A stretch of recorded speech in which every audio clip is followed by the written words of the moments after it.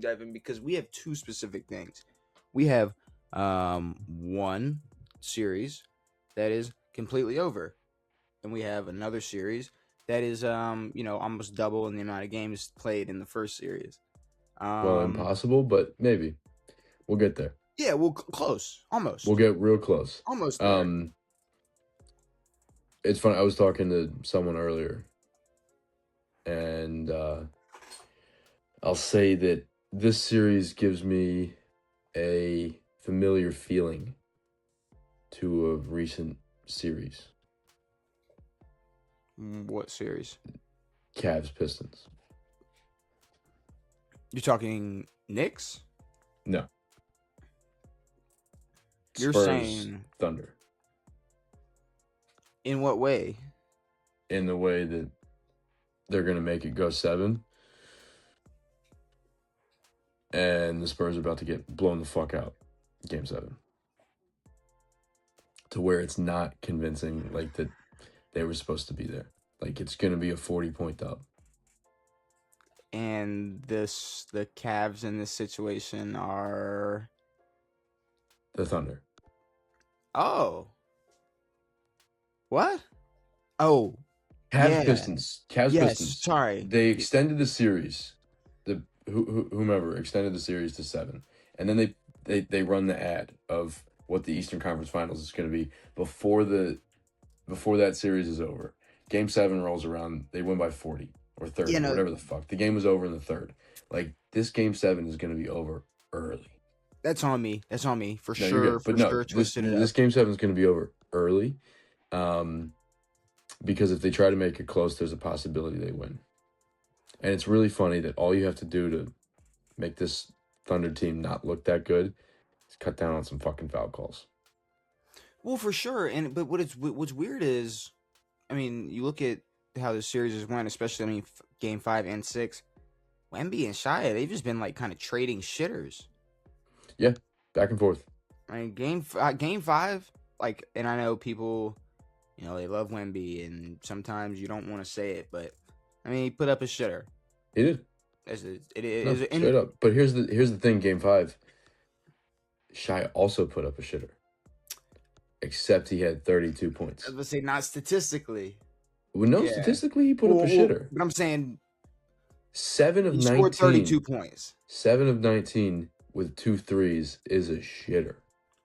Dude, he went 7 for 19 with 32 points.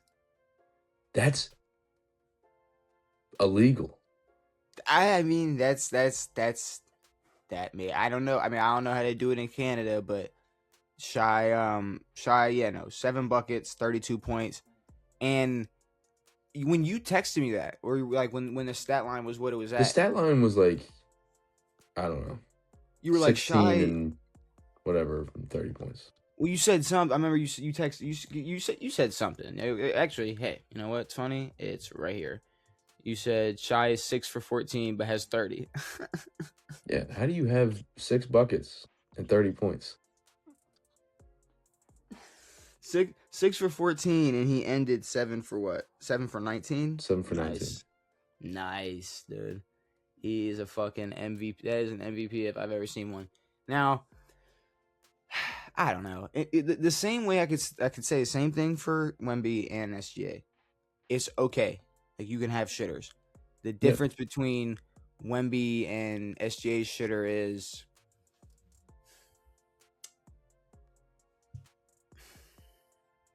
like Shai put up a true shitter today or tonight. Yeah. When you look at the game he had, Game 5, like you said, it was really a shitter. Yeah. But because of the, official help, it doesn't seem, I guess, like you could really call it a shitter if you end up dropping 30 points in the playoffs. Sure. Cool. Wemby, like it's on him. Like if the referees decide to just lock in and give however many free throws they want to SGA, then the series is theirs. I don't know if that changes how Wemby's going to come out and play, but it literally seems like Wemby comes out and dominates every other game. Right now, yeah. I don't know what it is. Specifically this series, it's been every other game. Like, we haven't just had him back to back, just like dropping 30, going crazy. No. And I No. don't know why. And like maybe it would have changed the outcome of these games, but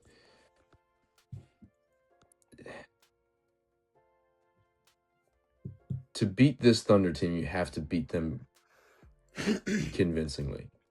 If you start to get into these close games, and in all honesty, I don't want to say they got lucky, but they kind of got a little lucky game one. Like, yeah, but I feel like that showed that if anybody's more dangerous in a close game, it's San Antonio. I know, but here's the thing. The Thunder are very good at making games not close, especially toward the end. Like, to get to that point against the Thunder, you have to play well before. Right, but don't you think it's kind of almost the difference between, like, or it's like the opposite, like when you look at like teams who it's like they won 10 straight, but they were all within a touchdown. You would question that team, and it's like, okay, but like, are y'all really, Sure. how good are you really? I understand, yes, team blowing another team out is great, but what happens if it's not y'all up? What happens if y'all aren't up 25 points? What happens if it gets dangerous? What happens if we gotta go into overtime? Who are you talking about? I'm talking about OKC. Okay. I'm talking about, we've seen OKC. It just in situations, especially in game one, where Shai was getting to the line with 2 minutes to go. He was getting those whistles. So I don't know how many he ended up with in overtime, but I feel like the Spurs. Have to keep it. Obviously, both of them would want to have to keep it close, but I think the Spurs have to keep it close, because if the Thunder get away, they can get away one of two ways. The Spurs are only going to get away one way, just being hot that night. If Wemby's not on it offensively and defensively, because defensively, when we're talking shitters, that's where the shitter really came from. I mean, that man Hartenstein was out there just, bro. Whatever. I'm fucking just chucking that bitch over him. I Yeah. mean, Wemby's just. I mean, he on both sides of the ball just did not play to Wemby levels. Sure. If he shows up, OKC can still, they go on a run because they have the best fucking roster in the NBA, and then now they're up 20, they get every fucking whistle, or vice versa. Yeah. Like, I don't know. I feel like to win this game for either team, like, it, maybe not to win it, but the result of this game either way is going to have to be a blowout. And maybe not like a huge blowout, but it's going to have to not be close. Like, for the Spurs to be able to win a game, especially if they're up through a few quarters, maybe by 8 points. You get to the fourth quarter, like you said, it's such a tough mountain to climb. Like, even being up, like, you have to be up by such a convincing amount to make it not a game anymore. And then on the other side, like, it's very possible that this game could be over by the third quarter if the Thunder go up early. Mm-hmm. But the Spurs have to be, like you said, close or well up to make it a game going into the fourth. They're going to get those whistles. They're going to get those calls. They're going to make it a tough game. I just don't think it's going to be a close game. Either way. Whoever wins. Well, I mean, I said what I said before Game 5. I said whoever wins Game 5 is winning the whole thing. Because think about it. Think about it. I mean, think about just, I don't know, maybe instead of them coming back to San Antonio, down? It could have already been holding up a trophy, getting ready to play the Knicks in the finals. Because they came back to a hot San Antonio crowd who were losing their fucking mind. And obviously I'm not the craziest on home court advantage, but I am when you see it impact the fucking game. I mean, Yeah, yeah, I yeah. am when you can when you has to be acknowledged. And San Antonio shot the ball well. They played a lot better than they did Game 5. Yeah, can they dominate two straight? No. Fuck. Yeah. God damn I it. mean, if this is gonna fall, yeah, in the same way that the NBA kind of has their model for these things to fall, then yeah, Spurs are fucked. But we'll see. Maybe there's a world where we're wrong and Spurs can, I don't know, win a game Okay. ethically. So we're both going with OKC. Yeah, but I don't want to. I don't I'd want love to the Spurs to either. win. I think a Spurs I Knicks finals would be awesome. That's two ethical hooping teams. Now, how they got their hooper, maybe not the most ethical, but I don't know. yeah, I was gonna say How'd you get? you. How'd the fucking Spurs get a first overall pick? I don't know how that happened. So then, what about the Knicks? 4-0 in Cleveland. Good. Fuck Um, Cleveland. am I crazy for saying that? I don't know. Cleveland may need to just completely just blow it all up and You're restart. not crazy for saying that. I think so. They're gonna have to take some drastic measures to like keep this Donovan Mitchell thing running. I mean, And even Donovan Mitchell. yeah, no, agreed. Like, but I think they were trying to, I don't know, do it on the cheap end. Like, you've got a lot of guys that have been with the team for a while. Jared Allen and Evan Mobley, and you had Darius Garland for however long. And you had like this kind of like homegrown feeling team where you're not guys who are overperforming, maybe. Okay. They've reached their ceiling, and they've reached their ceiling every year. And their ceiling is being an exit in the playoffs. Now, granted, they made it to the Eastern Conference Finals somehow, but it didn't really feel like that at all. A weak Eastern Conference. Well, that's the other thing. The whole East is weak. I mean, the Eastern Conference is a little bit better, and they're bumped in the second. No, 100%. Well, I mean, if the Pistons played like they did in All year. like all year, yeah, exactly. Or if the fucking Magic actually got through because they were playing way better. Crazy. Like, no offense to the Knicks, but boys, you guys just got off of playing the Celtics, didn't have to play them, didn't have to face the Pistons because the Pistons wanted to fucking fold or basically get booted. A good Pistons team, like a Pistons team playing well, is a lot better. Beat an easy, nowhere near full Philly team. Nowhere, not a full Philly team. You did not have to play a like almost 3-1, almost 4-1 the Sixers type of team. Yeah, I mean, Joel. Celtics I don't team. think Joel was healthy for a single game that series. No, he came back mid Celtics series. How many games did he miss in that Knicks series? These two. I was say I think it was an ankle or something he came down with it. Yeah. That made him miss a few more games, but and it's awesome. Like they're I don't know who we're talking about at some point. I don't know who to compare them to, but they're beating bad teams. Or not bad New teams, but they're England? performing. Huh? Exactly. New There we go. England? Yeah, New England. Yeah, they're performing well against the not great teams, bad teams. Yeah.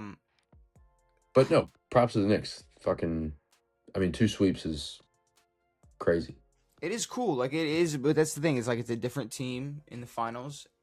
Finally, it's interesting. I like. No, it. this is interesting. Like this is where the Knicks, I don't know, have trying to get to for the past 26 years. I just don't like all the edits now.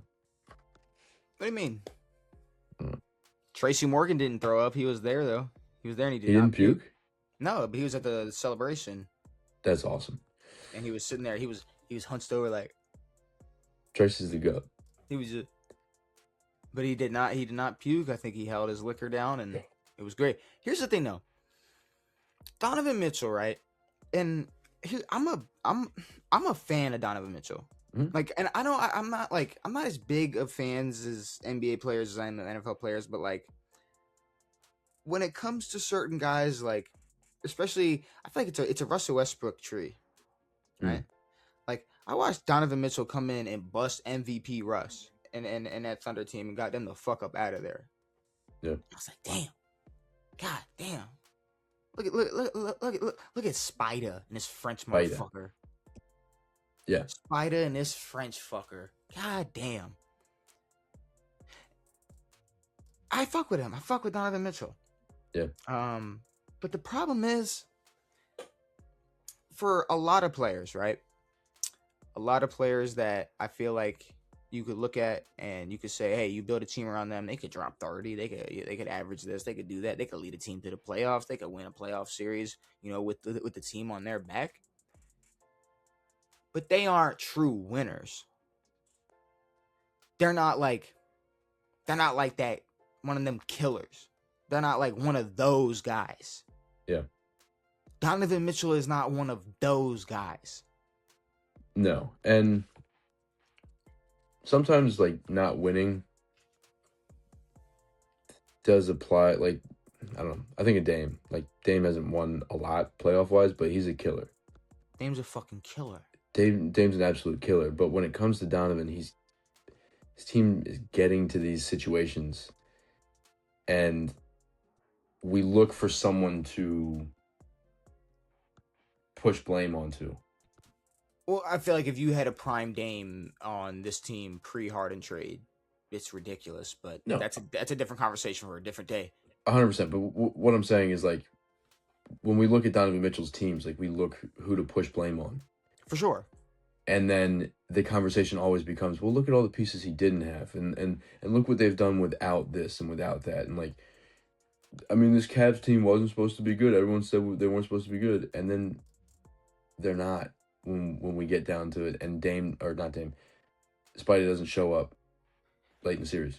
But what they do is, and you're right, because they take like I'll see a lot of memes where it's like, it's like Donovan Mitchell with Rudy Gobert and Donovan Mitchell, just with I guess the Cavs before Harden and whoever you want to throw next to him, and then with Harden. Yeah. With Donovan Mitchell, you can easily just go, hey, look at his numbers. He wins games. What's the problem? Like, obviously, they can just keep building around him and win. My problem with that is we don't give that same grace to that guy that throws the football. We don't give that same grace to who I believe is, who I believe Donovan Mitchell is. I believe that Donovan Mitchell is the NBA. You're not gonna let me get it off. No, I don't want to. You're not gonna let me get it off. You're not gonna let me get it off. Let me get it off. Hey. Unless you say something funny, we still need a title. Donovan Mitchell is the NBA's Dak Prescott. Oh, yeah. I don't know what you want me to say. I don't know what you want me to. No, what the. My bad, dude. I will cancel this whole. I will shut this whole shit down. I will shut this whole shit down. I got scared for a second. I was like, you talking about two-time MVP Lamar Jackson? Okay. Yeah, I was like, I'm not. We better not be talking about fuck. No, that's a much better comparison. Donovan Mitchell, yeah, the NBA's Dak Prescott. That's what it is. And yeah, like there's times where we're like, the Cowboys aren't going to be good. They don't have a defense or they don't have an offensive weapon, and then they overperform in the regular season, make the playoffs, and get bounced immediately. And that's what it is. And then the blame doesn't go to Dak Prescott. Oh, Jerry Jones didn't do this and Jerry Jones didn't do that. It does, but it doesn't, because you go, Oh, that We whole just so the whole regular season, that was just empty calories from Dak. sure. Those were Or like just when he was Dak, just yeah, Dak throws for 4,400 or whatever, when Donovan Mitchell is going crazy all regular season, it's averaging 28. Yeah. good God. I guess the only difference is, yeah, I guess maybe Dak just puts up shitters in the playoffs. But let's not pretend like Donovan Mitchell played good every fucking game. All right? Well, that's the thing. Like, People pick out games and go, Donovan Mitchell destroyed. Sorry, go ahead. no, Here's the and thing. Donovan Mitchell can destroy, but I don't know. It feels like when we get to like this Cleveland team can survive and it can get through and again have a great regular season and do all that, and then you look to rely on a superstar. Mm. There's only so much Donovan Mitchell can do for this team. But they're number one. They're not built to make deep playoff runs. I'm so shocked that they got this far. It's like this, right? Donovan Mitchell is the number one option. The Cavs would have to build the perfect team around him. Yeah, exactly. And that's just never going to happen. So why not just cut your losses, trade for Giannis, and build around him? Giannis ain't going to Cleveland. Why not? He plays in Milwaukee. He plays Exactly. in fucking Milwaukee. Exactly. Come on, bro. And they traded for Harden in 2026. They'll trade all the Antetokounmpos. They'll trade the whole fucking family over. They don't That give is a true. fuck. No. They'll trade for everyone. They don't care. It's Cleveland, Ohio. That would be awesome if someone offers Giannis and they're like, "We're not taking your brothers," and he's like, "I'm not going." That's probably happened 4 times at least. It probably has. Come on. He needs to let his brothers go find desk jobs because they're awful at basketball. It is funny we make that joke when one of them is in the NBA and not on the Bucks, or at least was at one point. I can't remember. He was a Laker at one point. There was a Laker on Antetokounmpo. Yeah, he was awful. No, he was awful, but it's like it was funny. It's funny we make the joke as if they've only always been on the team. Yeah, no. They still, But they're only still near the league because Giannis is their brother. You could throw Jokic's brothers on the roster; it'd be the same outcome. Essentially, Jokic's brothers are the Monstars. That's the thing. Is like you could at least throw them out there, and they could probably, at least win a fight. Also, talking about Space Jam, and they definitely could. The Shane Gillis clip gets a lot funnier, the Sleep Cop one, when you realize that that's not the words of the song. Everybody get up. It's time to Space Jam. The words are, it's time to slam now. Like, it's so much funnier because they don't say it's time to Space Jam. That is not the words at all. Holy shit. It's slam now or whatever the fuck. Slam time, whatever. Some bullshit. Everybody get up. It's time to slam. Is it slam now? Slam now. Is it slam? Is it? Damn it. Now I gotta go to genius.com. But no, I think the Cavs, they need to just move on. Cut your losses. You're never gonna build a good team around Dre. Never gonna build a good team around Donovan Mitchell. And maybe let him go be a second option somewhere and possibly get a ring. Just about to say, like, we gotta start looking at D Mitch as a secondary guy, which honestly should have been the case a while ago. Slam now, yeah. Or wait, everybody get up! It's time to slam now. Yeah, okay, slam now. It's not Space Jam. What's wrong? What's wrong with like the second half or the back half of Dwayne Wade's career? He was a great too. Agreed. Great, yeah, great second option. And sucks to compare him to Dwayne Wade because he's not Dwayne Wade. But no, like he can go be a counterpart to somebody. Team him up with a Giannis. But okay, I feel like maybe I'm crazy for saying this, but maybe I just feel bad. I don't know. It's tough. It's really tough. Like, I know how, like, eras are tough. It's tough for me to compare these guys to anybody else. I want to give Donovan Mitchell just a little bit of credit and say that him still in his prime, going and teaming up with somebody as big as LeBron in his prime would be more impactful than what Dwayne Wade did next to LeBron. Maybe. But It's a different league. I don't know. But I'm just saying the level of my not like the closest thing you could get to Miami Heat LeBron, because there ain't none of that in the NBA right No. now. But the closest you could get to that, and you had Donovan Mitchell as his second option right now, who's still in his prime, compared to D Wade with the bad knees, and he still had it. He still had his fucking moments, but it was LeBron James' team. I feel like you'd probably get a little more out of Donovan Mitchell. Maybe offensive, maybe points wise from Donovan Mitchell, but I don't think we can discount how much of an elevator Dwayne Wade is. Sure, but if you're taking this passenger seat, buddy, you better go watch some YouTube tutorials on how to play defense in the NBA. Learn how to pass. Like, I don't know. Learn how to pass. I mean, you can pass. Donovan He, Mitchell. no, I mean, agreed. But we've this seen league is such. Yeah. I'm just saying, we've seen Donovan Mitchell his entire career as a first option, and we know how great he can be. So why the fuck would we sit here and pretend like you didn't put him next to somebody like, I don't know, any top 5 guy in the fucking league, and he was their second option? If he was playing with, I don't know, Jokic or somebody fucking crazy, it's like, wow. And I understand, Jamal Murray, yeah, already there. But I'm just saying, somebody to that extent, wow, I feel like it'd do a little more damage. Yeah, but no, you're dead right. They got to cut their losses.